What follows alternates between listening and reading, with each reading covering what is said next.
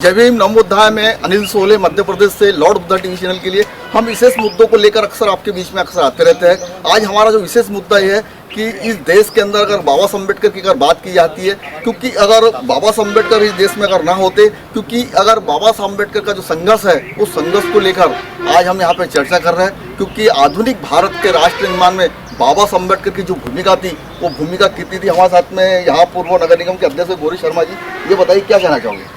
बाबा साहेब आम्बेडकर ने जो आज महिलाओं को उन्नति के प्रबल पक्षधर थे और उनका ये कहना था कि किसी भी समाज का मूल्यांकन किया जाए तो उस समाज की महिलाओं की उन्नति कहाँ तक हुई है, इस हिसाब से उस समाज का प्रोग्रेस हुआ है। तो वो चाहते थे कि महिलाएं ज़्यादा से ज़्यादा आगे रहे और एक्टिव रहे, और इसके लिए वो उनका कहना था कि देश की आधी आबादी महिलाएं हैं, तो महिलाएं आज अगर एक्टिव रहती है और पढ़ी लिखी रहती है तो वो देश को सुधार सकती है। उस जहां महिलाएं सुधरी हुई है वो देश भी उन्नति के तरफ जाएगा। तो वो समाज में हर किसी को बोलते थे कि अपने बच्चों को और महिलाओं को पढ़ाओ और उनको ये समझाओ कि हमें संघर्ष करके ही हमारा काम करना है, तो हमें बिना डरे और संघर्ष करके हमारा काम आगे बढ़ाना है। तो ये उनकी बहुत अच्छी सोच थी। आज उस समय में, उस ज़माने में उन्होंने महिलाओं के लिए इतनी सोचा, इसी कारण आज हम महिलाएं, उनके कारण आज हम यहाँ तक है। और हमारी आदरणीय सोनिया गांधी जी ने भी जब केंद्र में कांग्रेस की सरकार थी तो महिलाओं को आरक्षण दिया, और उस आरक्षण के कारण आज चुनाव में कई महिलाएं खड़ी रह रही है और राजनीति में आगे आ रही है। पर जहाँ जो बाबा साहेब आम्बेडकर की सोच थी कि महिलाएं सक्षम रहे, एक्टिव रहे, तो उतनी सक्षम आज महिलाएं नहीं है। तो आज हम अगर बाबा साहेब आम्बेडकर को सच्ची श्रद्धांजलि देना चाहते हैं तो पति के भरोसे ना रहते हुए महिलाएं खुद सक्षम बन के देश के लिए काम करें। क्योंकि एक महिला, बाबा साहेब आम्बेडकर ये सोचते थे कि एक महिला परिवार इतने अच्छे से चलाती है तो वो देश भी बहुत अच्छे से चला सकती है। तो आज हम सब मिलकर अगर प्रण ले कि उनको सच्ची श्रद्धांजलि देना है तो हम महिलाएं खुद के पैरों पर खड़ी रहे, ना कि किसी पर डिपेंड रहे। जिस प्रकार महिलाओं को प्रसूति के समय समान आज संपत्ति में बराबर अधिकार दिया गया, तो कितनी दूरदृष्टि थी बाबा साहब अम्बेडकर की, क्या कहना चाहोगे। ये तो उनकी बहुत दूरदृष्टि थी कि आज उस समय में उन्होंने, जिस समय में महिलाएं चौके के बाहर नहीं निकलती थी, घर में ही, घर के काम में उनका पूरा दिन जाता था, उस समय उन्होंने महिलाओं को पढ़ाना और बाहर आने के लिए बोला। और जो आपने बोला प्रॉपर्टी में हिस्सा वगैरह, तो ये बहुत अच्छी सोच थी। उन्होंने महिला पुरुष दोनों में समानता लाने के हिसाब से, ये दृष्टिकोण से ये सोच रखी थी और उनकी सोच बहुत महान थी। इसीलिए आज हमारे भारत का संविधान इतना महान बना है। आखिर बाबा साहब को संविधान लिखने की जिम्मेदारी सौंपी गई थी कि आखिर ऐसी क्या परिस्थिति निर्माण हुई थी, अगर संविधान नहीं लिखते तो क्या होता। संविधान लिखना ये जरूरी था क्योंकि जिस देश की तरक्की करना है और इतनी अच्छी विचारधारा वाले व्यक्ति से संविधान लिखा रहेगा तो वो देश जरूर उन्नति करेगा। इसीलिए उनकी ये हमारे साथ में तस्लीम मर्चेंट जी है। क्या महिलाओं को समान जो अधिकार दिए, अगर धर्म अगर देखें, धर्मों में महिलाओं को कई सम्मान मतलब उस प्रकार से नहीं, लेकिन आज राष्ट्रपति से लेकर सरपंच से लेकर हर महिला पहुंची, क्या कहना चाहोगे। हाँ, बाबा साहब अम्बेडकर जो थे हमारे देश के प्रथम कानून मंत्री भी थे। आप सोचिए उनकी महिलाओं को लेके सोच कितनी विस्तृत थी और समानाधिकार के लिए उन्होंने कितनी गहन मतलब सोच और कितनी गहरी लड़ाई लड़ी है कि उस वक्त जब वो प्रथम कानून मंत्री थे उन्होंने महिला मतलब जो हिंदू संहिता विधेयक जो है, हिंदू संहिता विधेयक लाए उन्होंने, और जब वो पारित नहीं हो सका तो उन्होंने इसके लिए इस्तीफा दे दिया। और आज हम उस हिंदू संहिता विधेयक को आगे बढ़ाते हुए आज महिलाओं को संपत्ति का समानाधिकार मिला है। तो इसकी नींव तो बाबा साहब ने ही डाली थी। आज तलाक के लिए, जो तलाक के बाद भरण पोषण का अधिकार, ये सारा महिलाओं को जो अधिकार मिले हुए हैं वो बाबा साहब अम्बेडकर की वजह से ही मिले हैं। उन्होंने उस वक्त जो लड़ाई लड़ी, संविधान में जो समानता का अधिकार दिया है हर वर्ग को, हर तरह के मतलब लिंग भेद, जाति भेद, हर तरह के भेद को दूर करते हुए उन्होंने जिस तरह के संविधान की रचना की है, आज हमारे विश्व का सर्वश्रेष्ठ संविधान है हमारे भारत का संविधान, वो सिर्फ बाबा साहब की बदौलत है। अगर बाबा साहब ने इतना अच्छा संविधान नहीं रचा होता तो आज इस मतलब दौर तक जो हम लोगों ने हिंदुस्तान में तरक्की की है हम कभी नहीं कर पाते। जिस तरह से जो लोकतांत्रिक समाजवाद की जो उनकी धारणा थी और उसको उन्होंने परिसात किया, तो वो उस लोकतांत्रिक समाजवाद की ही वजह से आज हम हर क्षेत्र में उन्नति कर रहे हैं। चाहे मतलब ना हम पूंजीवादी हैं और ना ही हम अवामपंथी हैं, हम बीच की रास्ते पर चलते हुए जिस तरह से हमने आर्थिक उन्नति की है देश ने, जिस तरह से हमारे यहाँ हर जगह हर क्षेत्र में हर तरह के लोगों को, दलितों को, महिलाओं को और हर तरह की जातिगत भेदभाव को दूर करते हुए हम लोग आगे बढ़े हैं। ये सिर्फ और सिर्फ बाबा साहब अम्बेडकर की वजह से ही संभव हो पाया। मैं कहती हूँ कि वो एक कानूनविद तो ही अच्छे हैं, लेकिन एक वो बहुत अच्छे अर्थशास्त्री भी थे। अगर कोई अर्थशास्त्री ही होते, अगर एक वो राजनेता ना होकर अर्थशास्त्री होते बाबा साहब, तो हमारे विश्व के सर्वश्रेष्ठ अर्थशास्त्रियों में से एक होते। आज हम जो भी हैं, आज भारत जो गणराज्य है, जिस स्थान पर हम खड़े हुए हैं, आज वो सिर्फ और सिर्फ बाबा साहब अम्बेडकर की वजह से है। प्रॉब्लम ऑफ रुपी जो रिजर्व बैंक की जो है, बाबा साहब अम्बेडकर ने अर्थव्यवस्था में उसका आज जो रुपया है, वो जो किताब है reserve bank problem of rupee किताब जो बाबा साहब अम्बेडकर लिखी है जो अर्थव्यवस्था के बारे में, तो क्या जो दूरदृष्टि थी बाबा साहब अम्बेडकर की, क्या इसीलिए उनको आधुनिक निर्माता कहा जाता? जी बिल्कुल, उनकी सोच जो है वो बहुत आगे की थी। आज संविधान जो हमारा संविधान है, संविधान में एक हर वर्ग को लेकर, हर तरह के लोगों को लेकर जिस तरह का संविधान रचा और जिस तरह के उनकी संकल्पना थी भारत की कार्यपालिका, विधायिका और न्यायपालिका को भी जिस तरह से डिवाइड किया उन्होंने, जिस तरह से उनको अलग अलग करा है और एक दूसरे का उसमें इंटरफेयर भी नहीं है और एक दूसरे को साथ में लेके और वो जो काम कर रही है, तो आज आप देखो किसी भी तरह के मतलब व्यक्ति को अपने आप को निम्न मतलब नहीं मानता, इस तरह का अधिकार दिया हुआ है। तो हमको कहीं ना कहीं से हमको न्यायालय से कोई भी चीज़ में हमसे अगर कोई भेद होता है तो हमको वहाँ न्याय मिलता है, वो सिर्फ और सिर्फ बाबा साहब की वजह से। हमारे साथ में राजू खेलकर जी, सर क्या कहना चाहोगे, आधुनिक निर्माता बाबा साहब अम्बेडकर को क्यों कहा जाता है? आधुनिक निर्माता में बाबा साहब की भूमिका को हम नकार नहीं सकते। आज जिस दिन हम चर्चा करने जा रहे हैं, ये एक ऐतिहासिक दिन है। भारत आज़ादी के 75 साल अमृत महोत्सव काल में जा रहा है और कानून को भी इतने साल हो गए हैं। बाबा साहब ने, जैसा कि मैडम ने बताया कि प्रॉब्लम ऑफ रुपी, बाबा साहब ने जब इकोनॉमिक्स में पीएचडी किया और उसके बाद प्रॉब्लम ऑफ रुपी लिखा, तो उन्होंने ये सोच करके लिखा कि भारत आने वाले दिनों में कितनी समस्याओं से जूझने वाला था।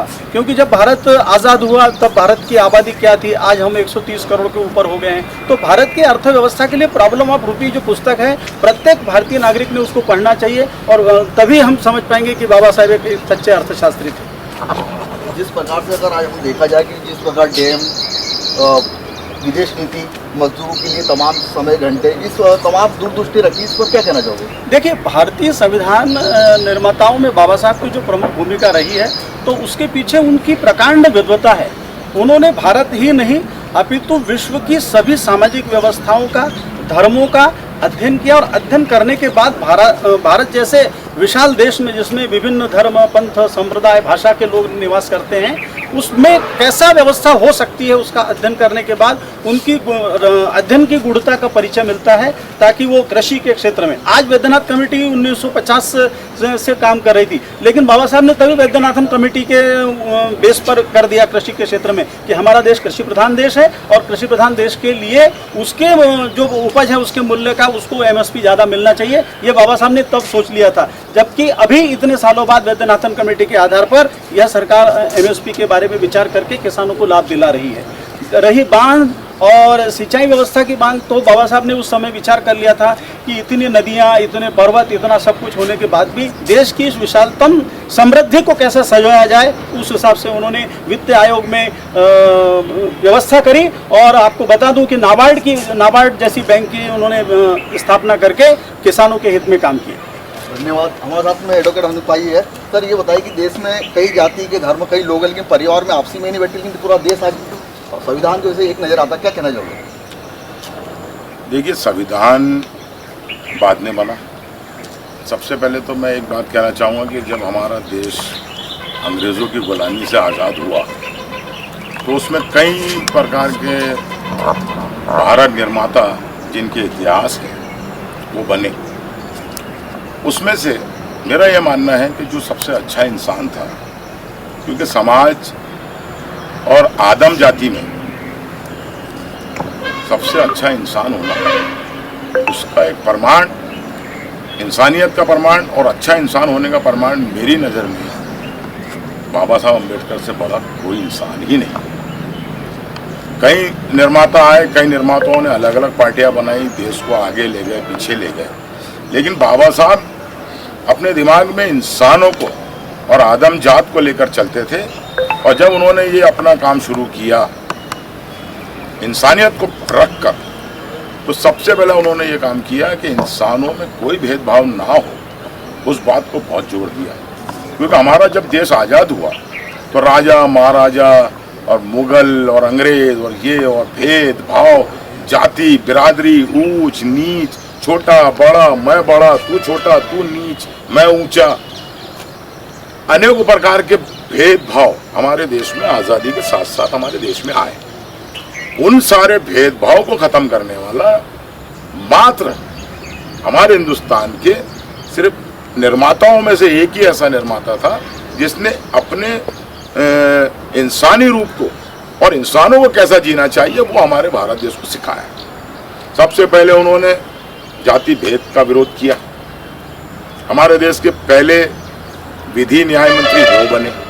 जब वो विधि न्याय मंत्री बने तो उन्होंने हमारे देश के कानून को, पूरे देश के कानून से छानबीन करके इकट्ठा करके कि हमारे देश में ऐसा कौन सा कानून बनेगा जिससे हमारे देश की अखंडता, एकता बनेगी, जिससे हमारा भेदभाव कम होगा, हमारे जाति भेद कम होंगे, हमारी ऊंच नीच कम होगी। उसके हिसाब से उन्होंने कानून को लिखा।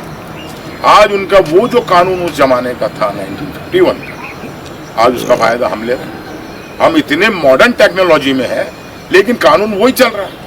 और वो कानून इसलिए लिखा गया था कि उस इंसान की सोच ये थी, और वो सोच इसलिए थी क्योंकि ऐसा आदमी की जो इंसानों की कदर करता हो वही लिख सकता है। जो जाति भेद, ऊंच नीच की बात करेगा, मेरी नज़र में वो इंसान होते ही कि मैं हिंदू तू मुसलमान, ये ऐसा ये वैसा ये वैसा, ये हमारे देश में आज चल रहा है।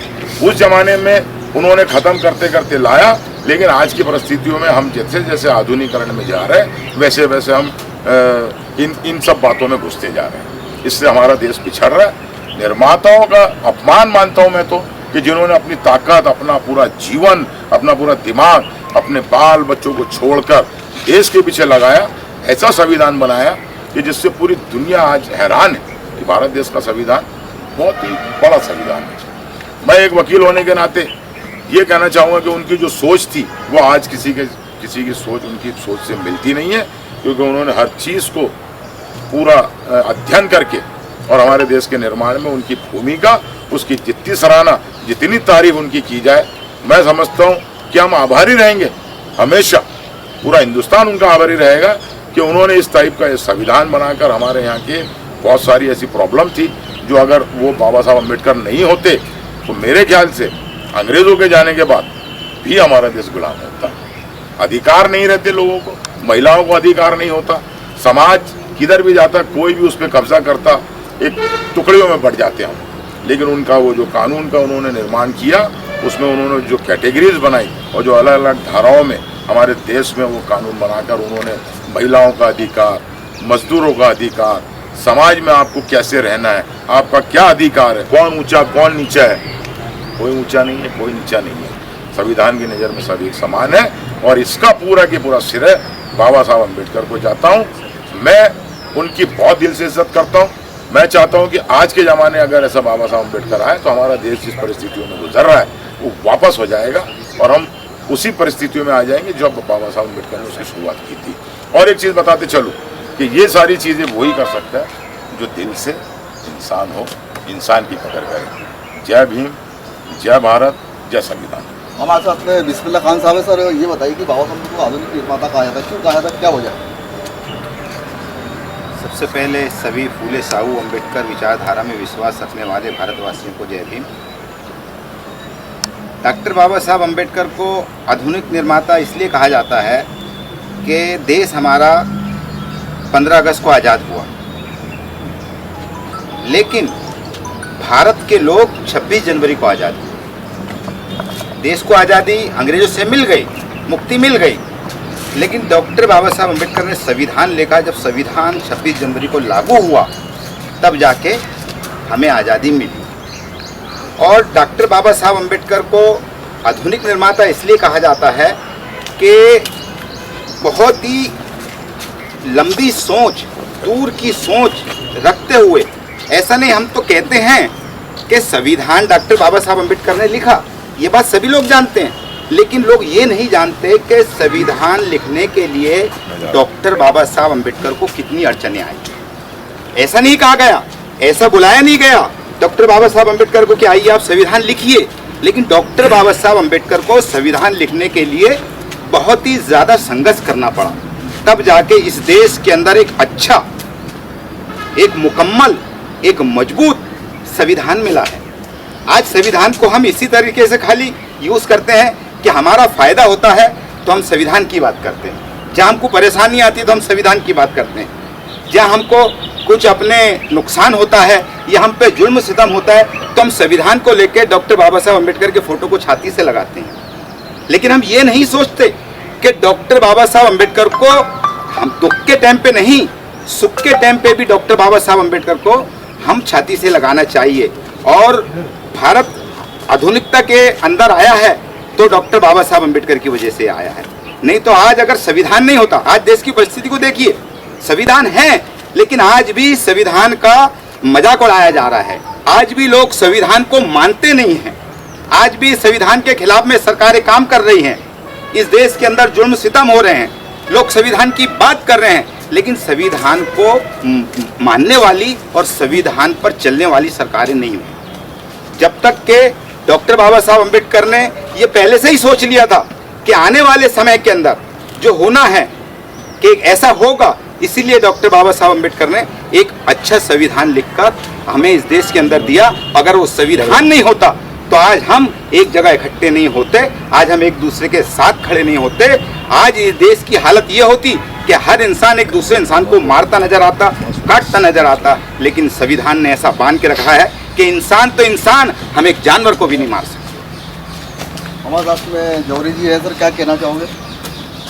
मैं सर्वप्रथम लाड़ बुद्धा सोहनलाल जौहरी लाड़ बुद्धा चैनल का बड़ा आभारी हूँ, शुक्रिया अदा करता हूँ कि आज बाबा साहब के बारे में इस प्रकार उन्होंने चर्चा की। और मेरे पूर्वी वक्ताओं ने कहा कि बाबा साहब की भूमिका क्या देश में रही है, तो हाँ, बाबा साहब की क्या भूमिका रही है। बाबा साहब एक बहुत बड़े विद्वान थे और बाबा साहब का दृष्टिकोण जो था और जो कल्पनाएं थी वो जा नहीं सकती है, क्योंकि बाबा साहब की विद्वताओं को देखते हुए सारे लोग मस्त हो जाते हैं। और जितने आज यहाँ पर आज हम देख रहे हैं कि पूर्व में बाबा साहब ने कितना कष्ट सहन किया, कितना दुख सहन किया, और इतनी सारी बात होने के बाद में बाबा साहब ने यहाँ के जनमानस के बारे में सोचा, यहाँ पशु पक्षियों के बारे में सोचा, यहाँ विभिन्न प्रकार के इसके बारे में सोचा। और बाबा साहब ने इसलिए यहाँ पर समाज और जाति से, बिरादरी से उठकर एक इंसान को जोड़ा है, मानव को जोड़ा है। और आज हम चाहते कि संविधान, बाबा साहब अम्बेडकर ये संविधान के निर्माता थे, अगर वो ये संविधान नहीं बनते तो मेरे पूर्ववक्ताओं ने भी कहा कि किस ढंग की परिस्थिति होती और ये देश का क्या होता। लेकिन यहाँ पर कानून कायदे बनने से हर आदमी कानून को डरता है, हर आदमी अपनी मर्यादा में रहता है। और बाबा साहब ने जो उनके मूलभूत अधिकार बनाए, आज स्त्री हो, पुरुष हो, वो जो भी हो, वो किसी भी समाज का हो, आज वो देख रहा है कि मेरे को सम्मान मिल रहा है, उसके घर की उन्नति हुई है, आज वो आगे बढ़ा है। और सबसे बड़ी बात अगर बाबा साहब ने की है कि यहाँ पर जो कार्य प्रणाली लाई है मतदान की, आज वो मतदान के कारण आज हमारी जो कोने में बैठी हुई महिला हो, चाहे आदमी पुरुष हो, कल तक उसको ये पता नहीं रहता है कि मेरा क्या हो। वो चुनाव लड़ता है लेकिन बेचारा किसी वहाँ काम पे जाता है, उसको ये पता नहीं रहता है, उसको पकड़ के लाना पड़ता है और उसको ये कहा जाता है कि तू गाँव का सरपंच बन गया है। तो ये अचानक ये इस प्रकार की जो बात आना और इस प्रकार को आदमी को सम्मान मिला, तो उसका सोच भी नहीं रहती है कि वो क्या बोला जाए और क्या कहा जाए। तो आज बाबा साहब ने सारे लोगों के बारे में सोचा, ये देश के लोगों के बारे में सोचा। और पहले भी एक बार मैं बता रहा हूँ, पहले भी एक बात मैं बता रहा हूँ आपको, मेरे को पूर्ववक्ताओं ने जो कहा, इसलिए मेरे को एक शेर आता है कि संसार की उथल पुथल तेरे दुर्गों को ढा नहीं सकती, कि संसार की उथल पुथल तेरे दुर्गों को ढा नहीं सकती, और आंधियाँ तेरे चिरागों को बुझा नहीं सकती, आंधियाँ तेरे चिरागों को बुझा नहीं सकती। बाबा साहब ने इतना बड़ा काम करके बता दिया है कि दुनिया में शायद ही कोई काम करे। आज जितने भी लोग जो है बाबा साहब को नाम लेते हैं लेकिन दिल से नहीं पूछते, मानते नहीं, उनकी किताबें नहीं पढ़ते, उनका लिटरेचर नहीं पढ़ते। अगर उनकी किताबें उनका लिटरेचर पढ़े तो लोगों को और मालूम हो जाए। हमारी महिलाओं को आज इतना कर्म कांड में इतना उलझा दिया है कि हफ्ता भर में उपवास रखती है, और कहाँ कहाँ संगत हो रही है, कहाँ जा रही है, किधर जा रही है। हमारी महिला ने भी ये सोचना चाहिए कि हमको पढ़ना क्या चाहिए, हमने जाना कहाँ चाहिए, हमने सम्मान कैसा पाना चाहिए। आज मैंने अभी देखा हमारी नवनिर्वाचित राष्ट्रपति माननीय राष्ट्रपति महोदया ने कहा कि मैं ये गरीब घर में पली और आज ये प्रणाली होटो की नहीं होती तो मैं पार्षद से राष्ट्रपति नहीं बनती। एक बहुत बड़ा उदाहरण इस देश में पैदा हुआ है। तो ये सारी जो बातें हैं बाबा साहब के देन है, और ये बाबा साहब नहीं होते तो ये देश का क्या होता, कौन इसका राजा बनता, कौन गुलाम होता, और यहाँ की जनता का क्या होता। आज भी कहीं लोग पीछे जा रहे बेचारे, उनके हक दूसरे खा रहे, हक उनके दूसरे खा रहे, उनको आज भी उनके हक नहीं मिलते। बहुत गिने लोग हैं जो पार्टियों को पकड़ के चलते हैं, पार्टियों के साथ में चलते हैं, लेकिन किसी अन्याय होता है और उसके साथ में नहीं खड़े होते, उसके साथ में नहीं खड़े होते, उसके और मजा उड़ाते हैं। और कानून कायदे इस प्रकार होने के बाद भी आदमी ऐसा डरता है, कहीं भी जाए किधर भी जाए तो क्या होगा, साला कुछ नहीं होगा। एक यानी केवल लोगों को फैसले मिलते, मैं ये समझता हूँ उनको नहीं मिलता। जैसे हमारे साथ में जो जी हम चर्चा कर रहे हैं इस देश के अंदर आधुनिक भारत में राष्ट्र निर्माता बाबा साहब अम्बेडकर की भूमिका, इन भूमिकाओं को लेकर हम चर्चा कर रहे हैं। हमारे साथ में महाजन साहब, क्या कहना चाहोगे? जय जी राव, जय भीम। अभी सभी वक्ताओं ने अच्छे विचार व्यक्त किए। बाबा साहब ने जो संविधान बनाया और संविधान की इस भारत को गरज क्यों पड़ी, सबसे पहले प्रश्न ये है। वैदिक काल से लेके बौद्ध काल के बाद में मुगल के बाद में स्वराज्य की स्थापना, शिवाजी महाराज से लेकर तो महात्मा फुले, शाहू महाराज, ये फुले शाहू अम्बेडकर, ये जो वैचारिक माध्यम है उसी का निचोड़ संविधान। प्रश्न ये नहीं है कि संविधान क्यों बनाने की गरज पड़ी, और संविधान बनने के बावजूद भी क्या आज सरकार और हम संविधान के अनुसार चल रहे हैं क्या, ये सबसे बड़ा प्रश्न आज हमारे सामने निर्माण है। इसका छोटा उदाहरण अगर बता दूं, बड़ी दुखद बात है। महामहिम हमारी राष्ट्रपति द्रौपदी मुर्मू बनी कल, उसका क्यों, वो महिला है इसलिए, वो आदिवासी इसलिए। सबसे बड़ी दुखद घटना है ये, यहाँ यही संविधान का उल्लंघन है। बाबा साहब ने बहुत सही तरीके से बताया था हमको कि हम जैसे अधिकार मानते हैं वैसे हमारे कर्तव्य हम भूल गए। सबसे बड़ी दिक्कत ये, उनका एक स्लोगन बहुत अच्छा था बाबा साहब का, संगठित हुआ, शिका आणि मग नंतर संघर्ष करा। अभी हालात उल्टे हो गए, हम डायरेक्ट संघर्ष को भिड़ गए। सबसे बड़ी दिक्कत ये, संविधान की निर्माता की गरज उस वक्त जो थी वो आज उससे ज़्यादा है, क्योंकि हर किसी ने उस संविधान के अंदर इतनी साइड रोड निकाल दिए हैं कि वो संविधान की धाराएं ही दिमाग में से चलेगी लोगों को। सबसे बड़ी दिक्कत ये है हमारे साथ। आज सही में बाबा साहब की आज गरज है। आज बाबा साहब नहीं है तो उनके विचार सही, और उनके विचारों को आगे बढ़ाने के लिए जब तक हम हमारे कर्तव्य को नहीं पहचानेंगे, लोगों को उनका कर्तव्य नहीं बताएंगे, तो बाबा साहब का महत्व आगे नहीं हो सकता है। तो बाबा साहब का महत्व हमको बढ़ाने का नहीं है, क्योंकि वो ऐसी व्यक्तिमत्व है कि वो व्यक्तिमत्व नेक्स्ट टू द गॉड है। हम उसमें ये नहीं करते, परंतु आज की जो परंपरा है, आज का जो अंधश्रद्धा है, कि इसका निर्मूलन आज तक के हुआ क्या, इसका संविधान के अंदर खुला लिखा हुआ है। आज संविधान में खुला लिखा है शिक्षण, हवा, पानी ये फोकट में दी जाए। क्या हालत है आज? तो ऐतिहासिक महत्व बाबा साहब का उस वक्त से ज़्यादा आज है। उस वक्त जो था वो परिस्थिति के अनुरूप उन्होंने लिखा, मान्य है, पर उससे डबल परिस्थिति आज खराब हुई है, और उस परिस्थिति को दुरुस्त करने के लिए बाबा साहब तो नहीं आए गए। तो इस संविधान का इम्प्लीमेंटेशन करने के लिए हमें क्या करना चाहिए, ये एक बहुत बड़ा प्रश्न निर्माण हो गया है तुम्हारे और हमारे लिए। हम जितने भी प्रतिनिधि भेजते हैं आज यहाँ पर, वो प्रतिनिधि सब बुल है, बुल, उसी ऊपर हाथ उठाते हैं, बाकी वो कुछ नहीं करते। सबसे बड़ी दिक्कत ये है, आज कल की बात है, 20 की 22 कानून संसद में पास हुए, नो डिस्कशन। बाबा साहब के समय इतना अलाउ था, तो ऐतिहासिक जो है, आज बाबा साहब ऐतिहासिक नहीं है, आज बाबा साहब आज हमारे समय की गरज है, और उस समय के लिए हमको और तुमको इस समाज में जागृति लाने की बहुत गरज है। और जागृति घर बैठे तो आएगी नहीं, तुम्हें हमें तो संगठन का रूप में लोगों तक जाना ही पड़ेगा, और हम जब तक के लोगों के पास नहीं जाएंगे, ये हमारी चर्चा व्यर्थ है। सबसे बड़ी दिक्कत यह है हमारी। पर मैं इस चर्चा के माध्यम से इतना ही कहना चाहता हूँ कि हम कहीं ना कहीं इस माध्यम से तो लोगों के पास पहुँचने की कोशिश कर रहे हैं। हमारे पास जरिए बहुत कम है आएगा ख्याल में, और हम जो भी आज प्रसारित करना चाहते हैं, प्रचारित करना चाहते हैं, उसके ऊपर बयान लग जाएगा। अभी कल ही देवमुरन महादेवा, इन्होंने एक 70 पेज की किताब लिखी, RSS वर्सेस बीजेपी, 70,000 वर्जन उसके बिक गए। अब कर्नाटक सरकार और दिल्ली सरकार उसे बयान लगा रही, और उन्होंने तो यहाँ तक डिक्लेयर कर दिया है कि भाई सभी भाषाओं में सभी प्रकाशक ले, मैं इससे कोई रॉयल्टी नहीं लूँगा। वो पहला व्यक्ति है जो सरकार से पंगा ले रहा है। वो सरकार से पंगा नहीं ले रहा है, वो संविधान की रक्षा कर रहा है। इसको प्रचारित उल्टा किया जाता है कि देश खतरे में, देश खतरे में नहीं है, तुमने खतरा निर्माण किया है, तुम खतरा हो देश के लिए। आज की बड़ी भाषा के अंदर ये कहना ही संविधान है, और ये कहने की ताकत जब तक कि हमारे समाज में नहीं आती, संविधान का इम्प्लीमेंटेशन करना बहुत जरूरी हो गया। जय जिजाऊ, जय श्री राम। ये थे मराठा सेना के राष्ट्रीय प्रवक्ता प्रमोद महाजन जी। हमारे साथ में आपात संगठन के अध्यक्ष है राजेश सावकरे। सर, क्या कहना चाहोगे, क्यों कहा था वासंत राष्ट्रीय निर्माता? सबसे पहले मैं मानव बोधिसत्व बाबा साहब अम्बेडकर के चरणों में वंदन करता हूँ, और हमारे अनिल भाई शोले जी जो लॉर्ड बुद्धा चैनल के प्रदेश प्रभारी है, उनको बहुत बहुत साधुवाद दूंगा और अभिनंदन करूंगा, और दिल से धन्यवाद दूंगा कि वो जो ऐसे सामाजिक मुद्दे उठा रहे हैं और कहीं ना कहीं हमारे सामाजिक लोगों में प्रचार प्रसार ला रहे हैं, उनको बहुत बहुत धन्यवाद।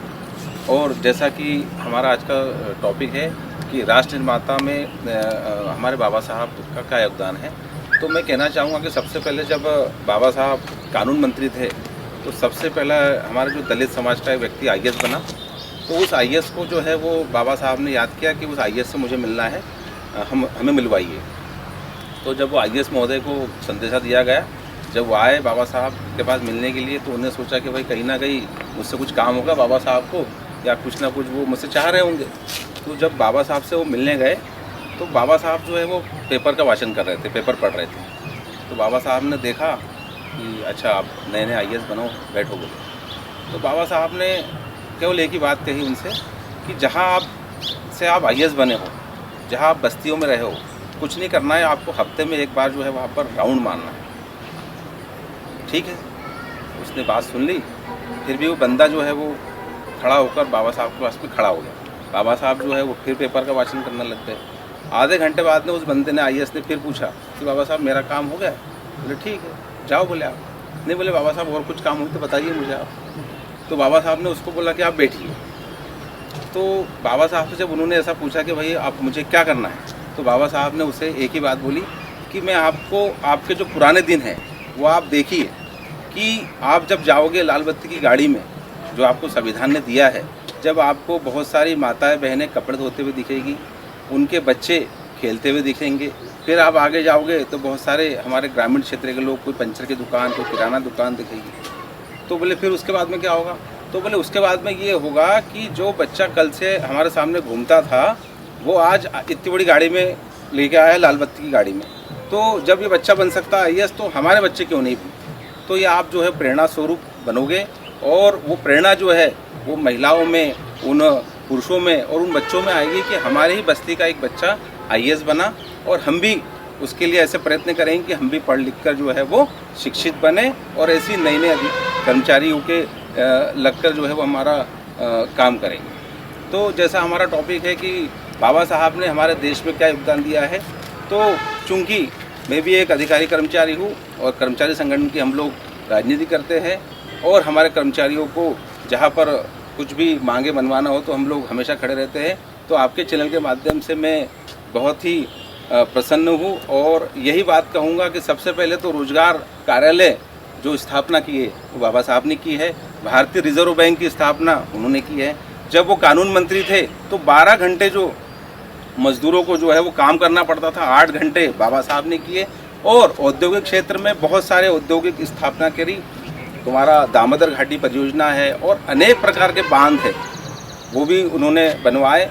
और वित्त आयोग पंचवर्षीय योजनाएं जो होती है 5-5 साल के लिए वो भी उनके ही दिमाग की उपज थी। और अनेक ऐसे महिला बिल, जैसा मैडम ने बताया कि महिला हिंदू कोड बिल है, उन्होंने इस्तीफा दिया, बिल्कुल सही है। जब हिंदू कोड बिल आया तो बहुत से लोगों ने, उस समय के जो प्रधानमंत्री थे वो लोग उनसे सहमत नहीं थे, तो उन्होंने जो है वो इस्तीफा भी दिया। तो ऐसी बहुत सारी मजबूरियां थी बाबा साहब की जो उनके काम नहीं करने दिया, उसके बावजूद उन्होंने जो काम किया है वो इसीलिए उन्हें नॉलेज ऑफ सिंबल, मतलब हमारे भारत देश में नहीं, बाबा साहब का जो नाम है वो पूरे वर्ल्ड में चलता है। और जिस यूनिवर्सिटी से पढ़े हैं वो आज भी उस यूनिवर्सिटी में लिखा गया कि सबसे बड़ा नॉलेज वाला बच्चा जो था वो बाबा साहब थे, जो हमारे कॉलेज में शिक्षित थे। धन्यवाद। हमारे साथ में वामनराव सुसानी जी है। सर, क्या कहना चाहोगे आप? तू इतकं दिलं आम्हा हे कधी सराव, तू इतकं दिलं आम्हा हे कधी सराव, तुला देव म्हणाव भीमराव म्हणाव। ये मराठी के कवि ने बहुत अच्छा कहा है, इसलिए रोका कि इतना सारा दिया है तुमने, तुम्हें भगवान कहूँ या भीमराव कहूँ। बाबा साहब आधुनिक भारत जो है, आदर्श भारत जो संकल्पना है, बाबा साहेबांना पडलेलं एक छान स्वप्न आहे। बाबा साहब ने देखा हुआ एक बहुत अच्छा सपना है। जो संविधान बनने के बाद में, भारत आज़ाद होने के बाद में जिस तरह का भारत उन्होंने सोचा था अपने सपने में, आज जो भारत हम देख रहे हैं वो उस कलाकार ने देखा हुआ एक सपना है। भारत के कण कण में बाबा साहब छाए हुए, कहीं से कहीं तक कोई बात को हम डिनाई नहीं कर सकते। आज जहाँ पर हम खड़े हैं, ये जो काम हुआ है या वास्तु का जो संरक्षण हो रहा है, ये बाबा साहब कर रहे हैं। आप इस सामने हरा भरा वृक्ष देख रहे हो, इसकी पत्ती कोई तोड़ नहीं सकता है, इसको संरक्षण बाबा साहब ने दिया हुआ है। क्योंकि इसकी डाल यदि हमारे पूर्व अध्यक्ष महोदय ने यदि डाल तोड़ दी और मैंने शिकायत कर दी दिनेश भाई के साथ में, उन पर भी केस हो जाएगा। तो ये सारी इनको संरक्षण दिया, तो बोल नहीं सकते कुछ भी। एक छोटा सा चूजा रहता है, उसको या यूँ कही है कि जिस बच्ची ने जन्म नहीं लिया, अभी पेट के अंदर है वो, उसको संरक्षण बाबा साहब अम्बेडकर ने दिया है। उसको यदि पेट के अंदर मारने का प्रयास किया, कार्रवाई होंगी, जेल जाओगे, उसको भी संरक्षण दिया। इतने करुणा हृदय थे। उस बाबा साहब अम्बेडकर ने जो आदर्श भारत का सपना देखा था, वो निश्चित रूप से कुछ अलग था। बाबा साहब अम्बेडकर के जाने के बाद यहाँ के राजनीति में जो जिन लोगों का कब्जा हुआ, उन्होंने बाबा साहब को कभी बताया नहीं कि रिजर्व बैंक की संकल्पना बाबा साहब अम्बेडकर के प्रॉब्लम ऑफ रूपी से आई। बाबा साहब अम्बेडकर जब श्रम मंत्री बने, उनके अंडर में बहुत सारे विभाग थे, कृषि विभाग भी उनके पास में था। बाबा साहब ने अपने जो रहता हुआ घर था उनका दिल्ली में, वहाँ पर वो बगीचा हटा दिया, वहाँ पर गेहूँ बोया। और गेहूँ कैसा लिया जाता है, गेहूँ लेने के लिए क्या क्या करना पड़ता है, किसान को किस तरह से समस्याएं आती है, ये सारा बाबा साहब ने अनुभव किया वहाँ पर। और अनुभव करने के बाद में किसानों के बारे में प्रावधान किया कि किसानों को किस तरह से सब्सिडी दी जाए। ये सारी बातें बाबा साहब ने की। आदर्श भारत कैसा होना चाहिए, इसका सपना उन्होंने देखा, उसको साकार करने का बहुत अच्छा प्रयास बाबा साहब ने किया।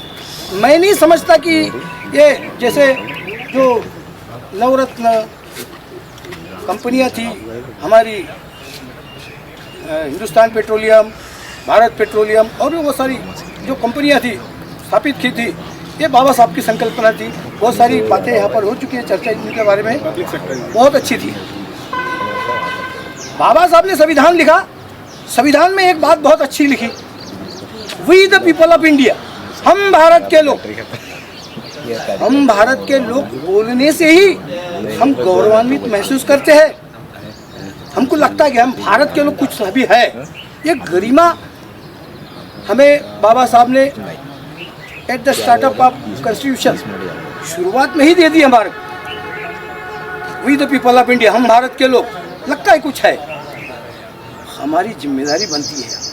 बाबा साहब अम्बेडकर ने वो कण कण में छाए हुए जो भी संकल्पनाएं दिख रही है आज यहाँ पर, वो चुनाव संबंधी होने दो, वो स्वास्थ्य संबंधी होने दो, वो कल कारखानों संबंधी होने दो, किसी बात से संबंधी, अर्थ संबंधी होने दो, सारी संकल्पनाएं बाबा साहब की थी।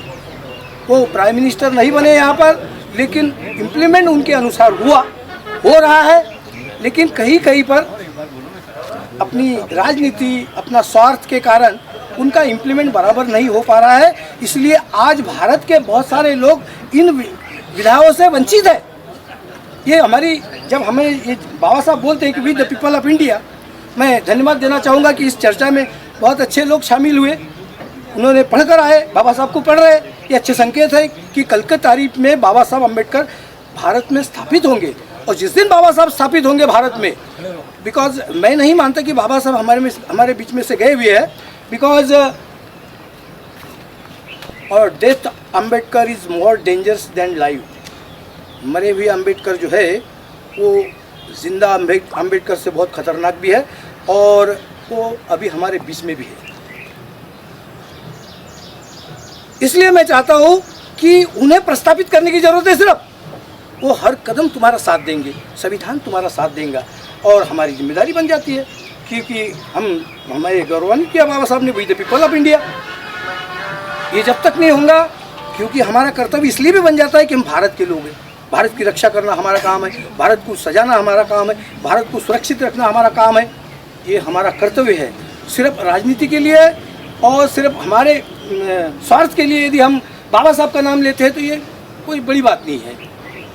बाबा साहब भारत है, और बाबा साहब भारत के कण कण में है। मैं चाहूँगा कि भारत को, बाबा साहब को पढ़ा जाए, बाबा साहब को पहुँचाया जाए, लोगों तक संविधान को पहुँचाया जाए। ये काम यदि हुआ तो मैं समझता हूँ कि बहुत अच्छा होगा। मैं आने वाली 15 अगस्त के लिए सभी को आज़ादी, यहाँ सामाजिक राजनीति तमाम नेता लोग यहाँ पहुँचे हैं। हमारे हाथ में भी गौरी शर्मा जी जुड़ रही। सर, क्या कहना चाहोगे? अंत में तमाम चर्चा हुई, क्या निष्कर्ष है? ये निष्कर्ष है कि आज इतने सालों पहले उन्होंने यानी हमारे लिए ये सोचा, जिस समय में ना लोग पढ़े लिखे थे, ना घर के बाहर निकलते थे, उस समय उन्होंने इतनी आगे की सोच रखी कि हमारा देश कैसे डेवलप हो, कैसे महिलाएं बाहर आए, कैसे हमारा रोजगार चले, कैसे हमारी सिक्योरिटी रहे। उस चीज़ को उन्होंने इतने सालों पहले सोचा, और वो आज भी हमारे लिए लागू होता है और हमारा रक्षा करता है संविधान। तो ये उनकी बहुत महान सोच थी जो उन्होंने हमारे लिए ये सब किया। हमारी सच्ची श्रद्धांजलि उनके लिए यही रहेगी कि हम संविधान की रक्षा करें और उस संविधान के हिसाब से चलें। क्या कहना चाहोगे मतलब? मैं बस इतना ही कहना चाहूँगी कि जय भीम, जय भीम, जय भारत। भारत भीम है, भीम भारत है। भारत का संविधान जो है वो सर्वोपरि है, और संविधान जो है वो बहुत ही विस्तृत और बना हुआ है, और उस संविधान में इतने सारे संशोधन जो होते हैं उसकी ज़रूरत नहीं है, क्योंकि आज भी वो उतना ही सारगर्भित है जैसा कि एक धार्मिक ग्रंथ है। धार्मिक ग्रंथ जैसे हम कहते हैं उस तरीका का ही हमारा संविधान भी बना हुआ है।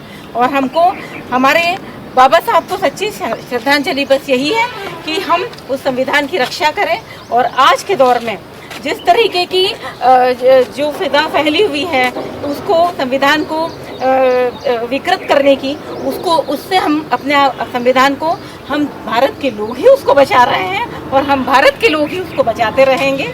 और हम इस तरह का संकल्प लें, यही हमारे बाबा साहब के लिए हमारी सच्ची श्रद्धांजलि है। जो दूरदृष्टि थी बाबा साहब अम्बेडकर की, क्या इसीलिए बाबा साहब अम्बेडकर को आधुनिक संविधान का, आधुनिक भारत का निर्माता कहा जाता है? आधुनिक भारत का निर्माता तो बाबा साहब हैं ही, उसमें कोई प्रश्न ही नहीं उठता है। लेकिन बाबा साहब के विचारों को पुष्पित, पल्लवित और प्रसारित करने के लिए जो प्रयास आज तक होने चाहिए थे वो प्रयास नहीं हुए हैं। बाबा साहब के विचार, जब संविधान आया तो जैसा कि मैडम ने बताया कि एक पवित्र ग्रंथ है, मंदिर की तरह पूजा जाता था विचार। बाद में धीरे धीरे समय बदलता गया, वो विचारों को मंडी बना दिया गया, जिसको जब चाहे वो विचार उठा लो और जिसको जब चाहे फेंक दो, ऐसा मतलब कर गया। मतलब पहले मंदिर था, फिर विचार मंडी बने। अब आज की स्थिति में वो विचार बाजार बन गए हैं, बाजार में मेला लगा हुआ है, जिसकी मर्जी आती है वो आकर के बाबा साहब का विचार उठाता है, अपना स्वार्थ सिद्ध करता है और चला जाता है। आज हम इस अवसर पर आज़ादी के स्वर्णिम काल में, अमृत काल में ये संकल्प ले कि यदि आधुनिक भारत का हमें निर्माण करना है, भारत को आगे बढ़ाना है, तो जाति विहीन समाज की स्थापना के बिना स्वराज्य प्राप्ति का कोई महत्व नहीं। बाबा साहब के स्लोगन को लेकर चलेंगे तभी हमारा ये आधुनिक भारत आगे बढ़ेगा और ये हमारा अमृतकाल सक्सेस होगा। धन्यवाद। सर, क्या कहना चाहोगे?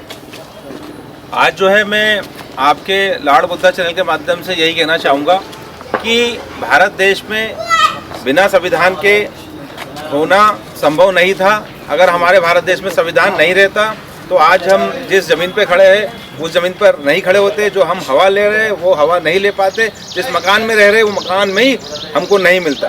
तो मैं इस चैनल के माध्यम से यही कहना चाहूँगा, सभी हमारे सरकारी अधिकारी कर्मचारी संगठन के जितने भी सदस्य हैं और जो नौकरी पेशा लोग हैं, जो अधिकारी बन गए हैं, जो संविधान को लेकर उच्च पदों पर बैठे हैं, तो कहीं ना कहीं जो हमारे मन में एक सोच चलती है कि हमें नौकरी मिल गई है, हमारी शादी हो गई है और हमारे 2 बच्चे हो गए हैं, बस हमें जो है वो किसी प्रकार के समाज से या संविधान से या हमारे सामाजिक लोगों से किसी प्रकार का लेना देना नहीं है और वो लोग नाता तोड़ देते हैं। तो मैं इस चैनल के माध्यम से यही अपील करूंगा कि केवल आपको एक ही काम करना है कि हमारी जो बस्तियां हैं, हमारे जो पुराने घर हैं, हमारे जो पुराने गांव है, उनका दौरा कीजिए और हमारे समाज के जो लोग हैं उनको आगे बढ़ने के लिए प्रेरित कीजिए और उनको शिक्षित बनाइए। धन्यवाद। हमारे साथ में बिस्मिल्लाह साहब, क्या कहना चाहोगे? बाबा साहब, बहुत सारी बातें हुई है आज डॉक्टर बाबा साहब अम्बेडकर के बारे में, जिससे कि आज हम बहुत सारी तारीफ कर रहे हैं, क्योंकि डॉक्टर बाबा साहब अम्बेडकर को सूरज है, दिया दिखाने की ज़रूरत नहीं है।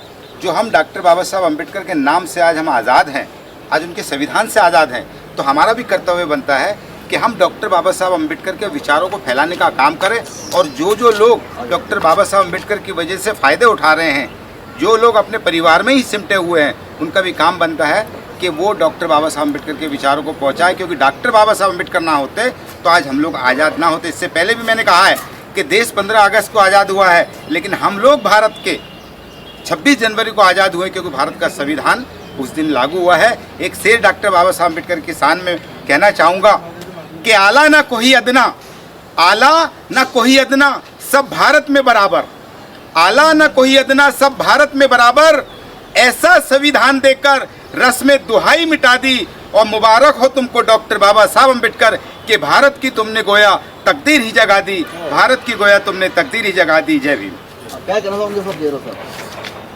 मैं ये कहना चाह रहा हूँ कि जो कर गुजर गए वो भीम थे, जो कर गुजर गए वो भीम थे।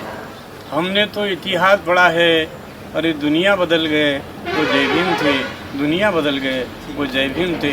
बाबा साहब ने जो मार्गदर्शन हमें दिया है, हमने हमारे बच्चों को पढ़ाना लिखाना चाहिए और हमारे अधिकारों के लिए हमने लड़ना चाहिए, संघर्ष करना चाहिए। हमारे अपने लोगों ने खुल के राजनीति में आना चाहिए, संसद विधायक हमारे लोगों ने बनना चाहिए। हम लोग जब संसद विधायक नहीं बनेंगे, हमारे अपने अधिकार हमको नहीं मिलेंगे और ना ही हमको हमारे मंजिल पे हम पहुँचेंगे। मैं इतना ही करके अपना लॉर्ड बुद्धा चैनल का जय भीम करता हूँ। आपका शुक्रिया अदा अदाब शोले जी, बहुत बहुत धन्यवाद, आपने ये चर्चा की, थैंक यू, धन्यवाद। हमारे साथ में प्रमोद महाजन सर, क्या कहना चाहोगे? आज के परिप्रेक्ष्य में यही बात कहेंगे कि बाबा साहब एक आंदोलन है, खुद में खुद नाम बोले ना बाबा साहब, तो वो एक व्यक्तिमत्व नहीं है, वो आंदोलन है। और आंदोलन ये 24 घंटे और 7 दिन जीवंत रहते। तो ये जो बाबा साहब के जो विचार है वो विचार ही संविधान है। सिर्फ अब दिक्कत यही है कि उसको इम्प्लीमेंट करने की जिम्मेवारी हमारी। अभी कल का एक आंकड़ा मुझे मालूम पड़ा, सुप्रीम कोर्ट के अंदर 32 जज हैं, 32 में से 28 जज जो है वो उच्च जाति के। उच्च जाति में कौन कौन है? ब्राह्मण है, सवर्ण में स्वर्ण पूर्ण, बाद में वैश्य है, क्षत्रिय है, ओबीसी का एक ही है, एससी के 2 है, एसटी का तो है ही नहीं और एनटी का 1 है। इसका मतलब समझो आप कि संविधान में अपने 60% के लिए जो सुविधा दी थी तो 60% वाले 1% में है, क्योंकि 60% अपन ओबीसी समझ के चलते आज के समय में, तो 60% के जगह पर 1% का आदमी है वहाँ पे, और जो 3%, 3.5%, 10% तक का है वो कितने परसेंट पे चले गए? 95% पे। तो ये जो तफावत है ये दूर करने के लिए बाबा साहब थोड़े आएंगे आप, इसके लिए तो संघर्ष हमको तुमको ही करना पड़ेगा।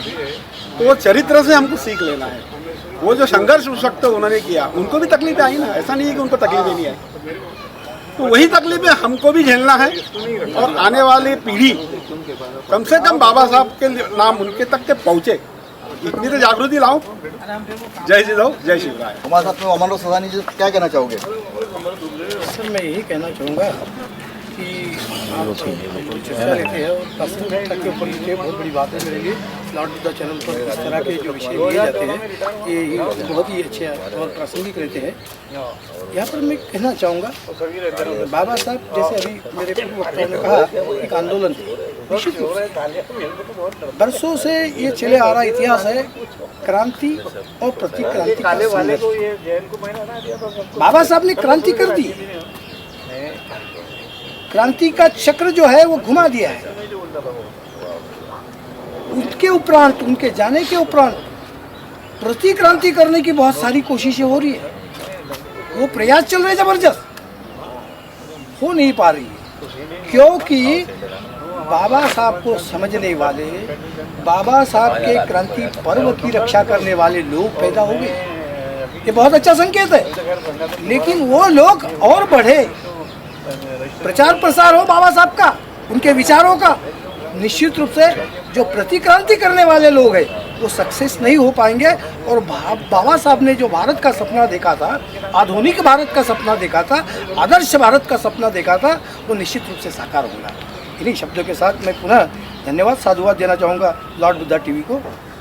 ये तो तमाम चर्चा मध्य प्रदेश के बुरहानपुर जिले में हमने ये चर्चा करी, आधुनिक भारत के राष्ट्र निर्माण में बाबा साहब अम्बेडकर की भूमिका। ऐसे कई मुद्दों को लेकर हम मध्य प्रदेश में चर्चा करेंगे, डिबेट करेंगे और इस विषयों को अक्सर आपके बीच में हम लाएंगे, क्योंकि लॉर्ड बुद्धा चैनल बहुजनवादी विचारधारा इस देश के अंदर व्यवस्था परिवर्तन, तमाम बाबा साहब अम्बेडकर, फूले साहब अम्बेडकर, साहूजी महाराज, तमाम मुद्दों, महापुरुषों की विचारधारा को लेकर आपके बीच में आते रहता है। ऐसे कई मुद्दों को लेकर लॉर्ड बुद्धा टीवी चैनल पर फिर चर्चा आपके बीच में हम आती रहेंगे, लेके आएंगे, क्योंकि कर सको अपने वाणी में असर पैदा करो कि हवा का रुख मोड़ दे, वो असर पैदा करो। अगर इस देश में जीना है साथियों मान सम्मान से, तो घर घर में एक अम्बेडकर पैदा कर दो। मैं सहयोगी साथी सुरेश वान के साथ में अनिल सोले, देखते रहिए लॉर्ड बुद्धा टीवी चैनल।